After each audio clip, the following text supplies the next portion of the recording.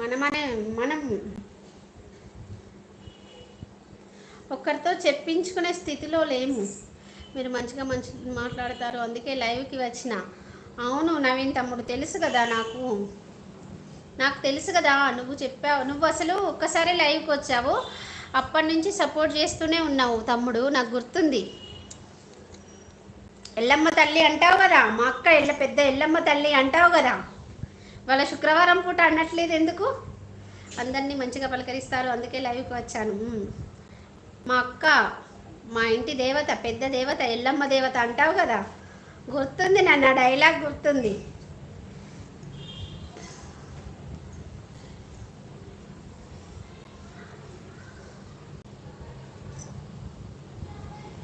అందరినీ ఇలా వెంటపడి అడగాల, సరదాగా నువ్వే ఎదురైతే సరిపోదా.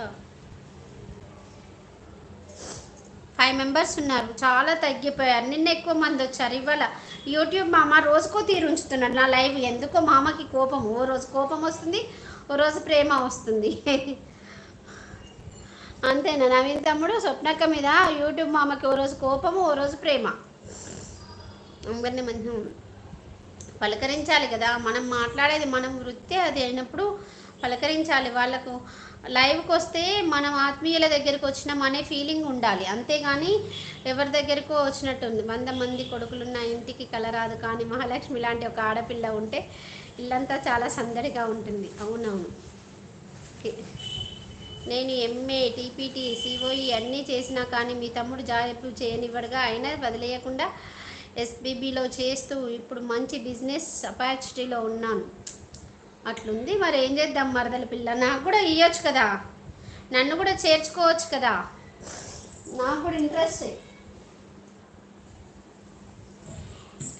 ఒకప్పుడు చేసేదాన్నేమో నిజంగా, అప్పుడు అంటే పిల్లలు చదువుకునే వయసులో అయితే చేసేదాన్నేమో. ఇప్పుడు పిల్లలు ఒక రేంజ్కి వచ్చిన తర్వాత అబ్బా ఇప్పుడు వెళ్ళాలా అనే పొజిషన్ ఉంటుంది. అందుకే ఇదొకటి పెట్టుకున్నాను ఇంట్లో. ఛానల్ గురించి చెప్పండి. ఏం చెప్పాలి చెప్పునా, అర్థం కాలేదు. నవీన్ చెప్పవా తమ్ముడు, ఏం చెప్పాలి? నా ఛానల్ గురించా? నా ఛానల్లో అన్నీ ఉంటాయి తమ్ముడు. మీ తమ్ముడికి అస్సలు ఇష్టం ఉండదు జాబ్ చేయించడం, ఎందుకంటే ఇంట్లో వాళ్ళకి చాలా పనులు ఉంటాయి, అందుకే అవే మీకు ఎక్కువ జాబ్ చేసి కష్టపడడం ఇష్టం ఉండదు. మనకు తెలిసిన కష్టము వాళ్ళు నిజానికి జాబ్ చేయాలంటేనో అంట. నవీన్ కింగ్ వికేబీ ఛానల్ సబ్స్క్రైబ్ చేసుకోండి. లాస్యా సబ్స్క్రైబ్ చేసుకో, రిటర్న్ ఇస్తాడు తమ్ముడు. నవీన్ కింగ్ ఛానల్ చేసుకో, తమ్ముడు డైలీ వచ్చి సపోర్ట్ చేస్తుండు. నీకు బ్లూ ఉంది కదా, చేసేసుకో. ఎవరున్నారు నాన్న ఇవాళ? ఎవ్వరు లేరు లైవ్లో. నిన్న మొన్న చాలా మంది ఉన్నారు నవీన్. ఎక్కువ మంది ఉన్నప్పుడు మన వాళ్ళు వచ్చినప్పుడు నువ్వు రావు. తప్పకుండా బాబీ, ఎలా కన్సల్ట్ చేయాలో అర్థం కావడం లేదు.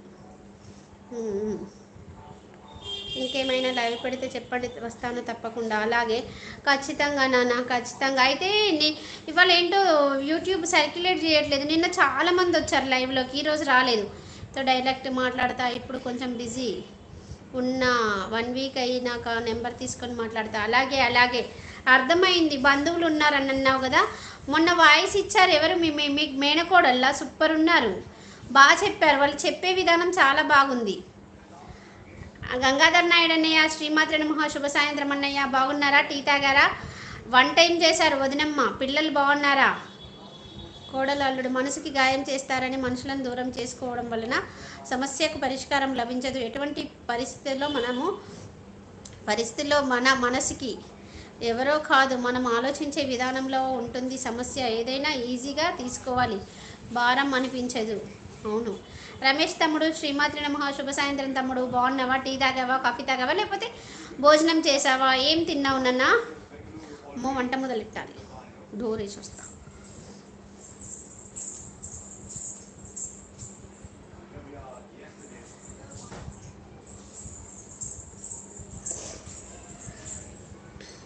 ఇప్పుడు ఇందాక బాగున్నావా? బాగున్నాను నాన్న, బాగున్నాను తమ్ముడు. రమేష్ తమ్ముడు, మీరు ఎలా ఉన్నారు?